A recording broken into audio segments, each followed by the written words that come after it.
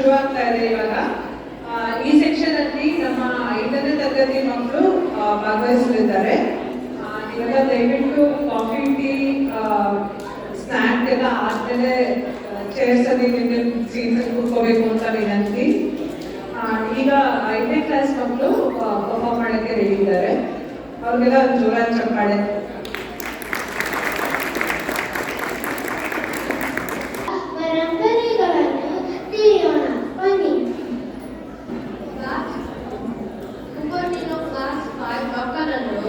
ವೇದಿಕೆಗೆ ಕರೆಯೋಣ.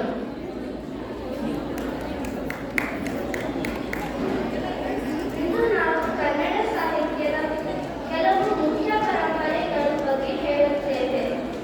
ಕನ್ನಡವು ಭಾರತದ ಅತ್ಯಂತ ಪ್ರಾಚೀನ ಜೀವಂತ ಭಾಷೆಗಳಲ್ಲಿ ಇದರ ಶ್ರೀಮಂತ ಇತಿಹಾಸವು ಸುಮಾರು 2000 ವರ್ಷಗಳಿಗಿಂತಲೂ ಹಳೆಯದು. ಕನ್ನಡವು ದ್ರಾವಿಡ ಭಾಷೆ ಕುಟುಂಬಕ್ಕೆ ಸೇರಿದ ಭಾಷೆಯಾಗಿದೆ. 10ನೇ ಶತಮಾನದ ನಂತರ ಜನಸಾಮಾನ್ಯರ ಮನೆ ಭಾಷೆಯಾಯಿತು. ಬನ್ನಿ ನಮ್ಮ ಸಾಹಿತ್ಯದ ಬಗ್ಗೆ ತಿಳಿಯೋಣ.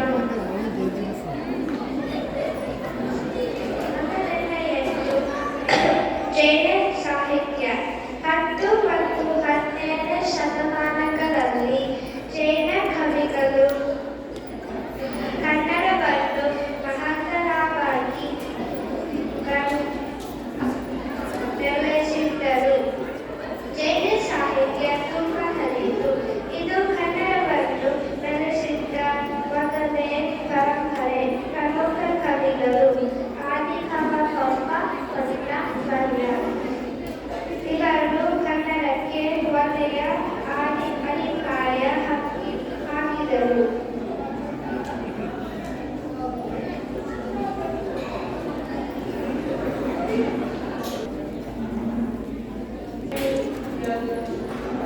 ಸಾಹಿತ್ಯ ಇದು 12ನೇ ಶತಮಾನದವರು.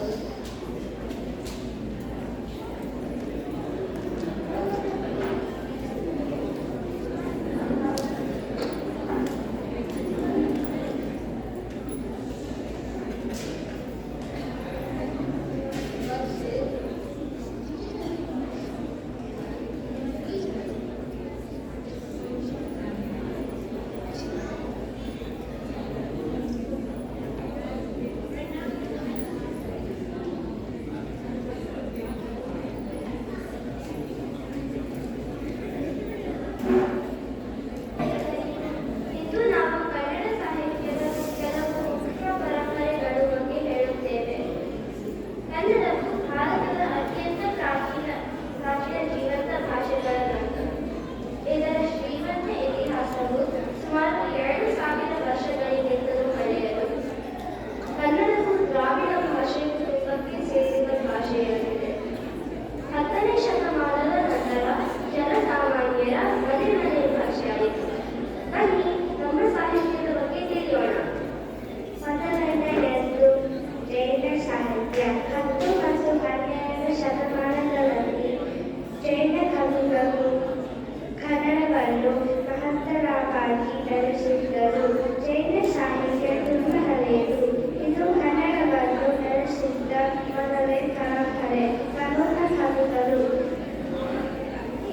ಆದಿಕವಿ ಪಂಪ, ಪರ್ಯ. ಇವರು ಕನ್ನಡಕ್ಕೆ ಒಳ್ಳೆಯ ಅಡಿಪಾಯ ಹಾಕಿದ್ದರು.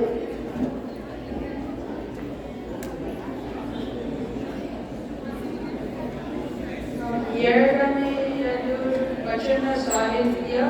ಇದು 12ನೇ ಶತಮಾನದಲ್ಲಿ ವಚನಗಳ ಸಾಹಿತ್ಯವನ್ನು ಸರಳ ಕನ್ನಡದಲ್ಲಿ ಜನರಿಗೆ ಅರ್ಥವಾಗುವಂತೆ ಹೇಳಿದರು.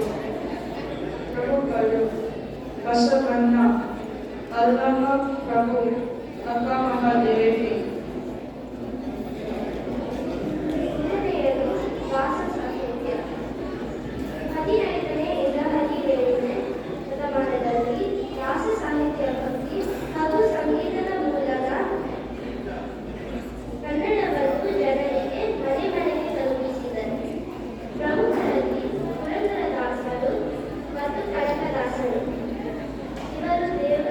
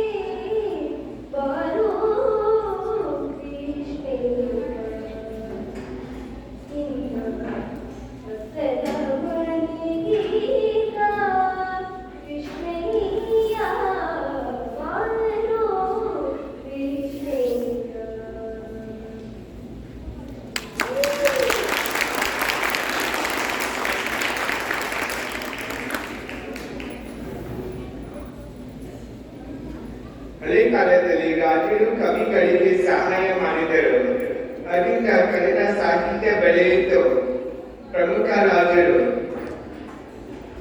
ಚಾಲುಕ್ಯರು, ಹೊಯ್ಸಳರು, ವಿಜಯನಗರ ಸಾಮ್ರಾಜ್ಯ ಇವರ ಪರಂಪರೆಗಳು ಸೇರಿ ಕನ್ನಡವನ್ನು ದೊಡ್ಡವಾಗಿದೆ.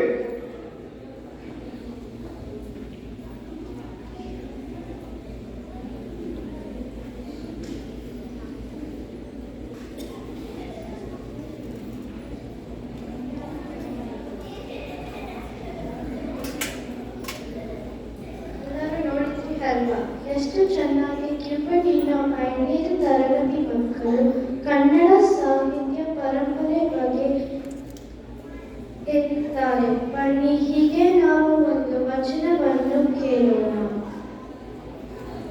ಹೆಸರುಗಳು ಏನು ಎಂದರೆ ಗೊತ್ತಾ? ವಚನಗಳು ಸಣ್ಣ ಸಾಹಿತ್ಯ ರಚನೆಗಳು. ಅವು ಅರ್ಥವಾಗಲು ಸುಲಭ. ಅವು ಸತ್ಯ, ಭಕ್ತಿ ಮತ್ತು ಸಮಾನತೆ ಹೇಳುತ್ತವೆ. ಒಳ್ಳೆಯ ಮಾತುಗಳನ್ನು ಕಲಿಸುತ್ತವೆ.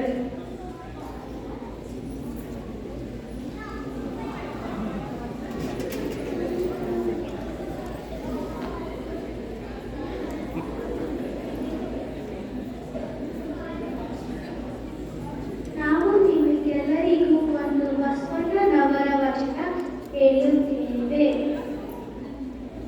ಕಲಬೇಡ, ಕೊಲ್ಲಬೇಡ, ಖುಷಿಯ ನುಡಿಯಲು ಬೇಡ, ಮುಗಿಯಬೇಡ, ಅನ್ಯಾಯಕ್ಕೆ ಅಸಹ್ಯ ಪಡಬೇಡ, ಕನ್ನ ಬಣ್ಣಿಸಬೇಡ.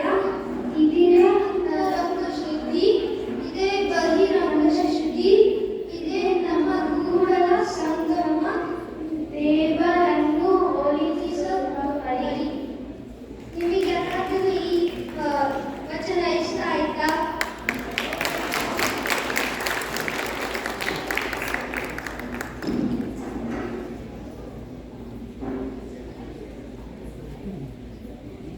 ಬನ್ನಿ ಇದರ ಅರ್ಥವನ್ನು ತಿಳಿಯೋಣ.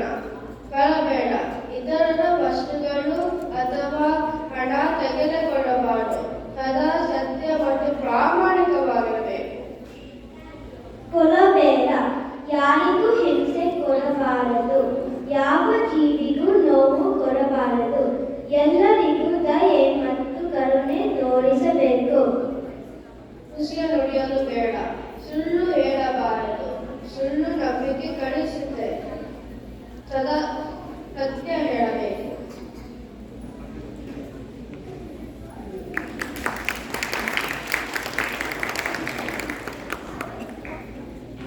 ಮುನಿಯಬೇಡ, ಅನಗತ್ಯವಾಗಿ ಕೋಪ ಮಾಡಿಕೊಳ್ಳಬಾರದು, ಕೋಪ ಮನಸ್ಸನ್ನು ಕೆಡಿಸುತ್ತದೆ.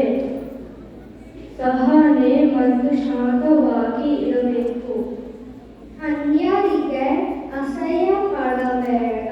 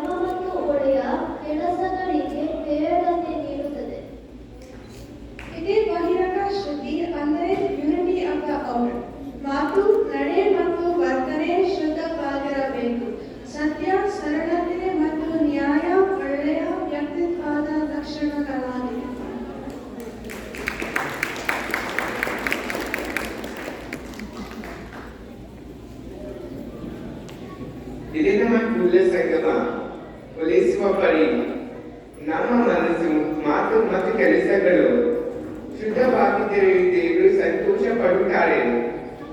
ಇದೇ ದೇವರನ್ನು ಲೇಸುವ ಮತ್ತು ಒಳ್ಳೆಯ ಜೀವನ ನಡೆಸುವ ಸರಿಯಾದ ಮಾರ್ಗವಾಗಿದೆ.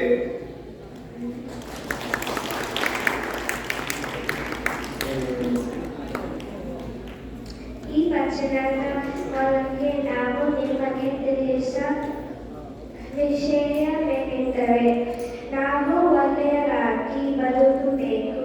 ದೇವರು ಮತ್ತು ಜನರು ನಾವು ಇಷ್ಟಪಡುತ್ತಾರೆ. ಇದು ಒಳ್ಳೆಯ ಜೀವನ ಮಾರ್ಗ.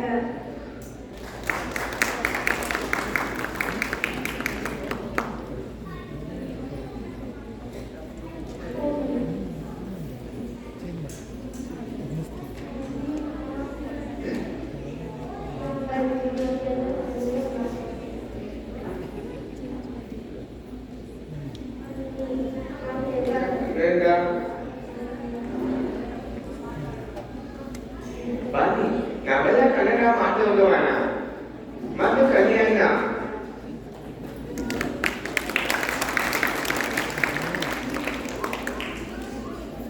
ಕನ್ನಡವನ್ನು ಪ್ರೀತಿಸೋಣ ಮತ್ತು ಬೆಳೆಸೋಣ.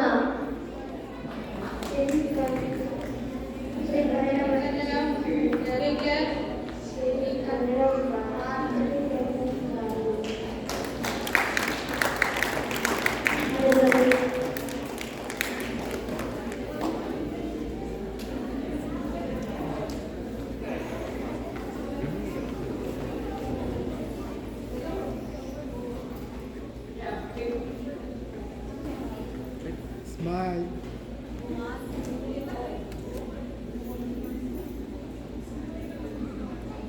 ಧನ್ಯವಾದಗಳು ಮಕ್ಕಳೇ. ಎಲ್ಲ ಮಕ್ಕಳಿಗೂ ಒಂದು ಜೋರಾದ ಚಪ್ಪಾಳೆ ಬರಲಿ. ಮಕ್ಕಳ ನಮ್ಮ ಕನ್ನಡ ಸಾಹಿತ್ಯದ ಪರಂಪರೆಗಳನ್ನ ಇಷ್ಟು ಚೆನ್ನಾಗಿ ಬಳಸಿದ್ದಾರೆ. ಧನ್ಯವಾದಗಳು ಮಕ್ಕಳೇ. ಈ ಕಾರ್ಯಕ್ರಮ ಕ್ಯೂಬರ್ಟಿನೋ 5ನೇ ತರಗತಿಯ ಮಕ್ಕಳಿಂದ ಪ್ರದರ್ಶಿಸಲ್ಪಟ್ಟು ಇದರಲ್ಲಿ ಭಾಗವಹಿಸಿದವರು ಆತ್ರೇಯ ಭಾರ್ಗವ್, ಅನಿಕಾ ನಾಯಕ್, ಆರಾಧ್ಯ ಮಹೇಂದ್ರಕರ್, ಅವಂತಿಕಾ ರಾಮಕೃಷ್ಣನ್, ಧೃತಿ ಪ್ರದೀಪ್, ಧೃತಿ ಮಾತಾಡ, ಕೋವಿದ್ ಪರಮೇಶ್ವರ್ ಬೆಂಗಳೂರು, ನೈಖಿಲ್ ಜಯಪಾಲ, ಶಿತಿ ಮಂಜುನಾಥ, ನೈನಿಕಾ ಕೋಟ, ಚಾಪ್ತಿ ಹರೀಶ್, ರೋಷನ್ ರಾವ್, ಸೂರಜ್ ಕುರ್ಮಾಂಗಿ ಪ್ರವೀಣ್, ವಾಣಿ ಸುಪ್ರೀತ್. ಈ ಮಕ್ಕಳು ತರಬೇತಿ ನೀಡಿದ ಶಿಕ್ಷಕಿಯರು ಶ್ರೀಮತಿ ಚಂದ್ರಿಕಾ ರಾಘವೇಂದ್ರ, ಶ್ರೀಮತಿ ದೀಪಾ ಪಾಟ್ನಿ, ಶ್ರೀಮತಿ ಪ್ರತಿಮಾ ಗೌಡ ಹಾಗೂ ಶ್ರೀ ರಾಘವೇಂದ್ರ ಸತ್ಯನಾರಾಯಣ. ಇದಕ್ಕೆ ಧನ್ಯವಾದಗಳು. ಈ ತರಗತಿಯಲ್ಲಿ ಈ ವರ್ಷ ಸ್ವಯಂ ಸೇವಕ ವಿದ್ಯಾರ್ಥಿಯಾಗಿ ಕೆಲಸ ಮಾಡಿದವರು ಕುಮಾರ ಅರ್ಜುನ್ ಗುರ್ನಾಥ್. ಇವರಿಗೆ ಜೋರಾದ ಚಪ್ಪಾಳೆ ಕಡೆ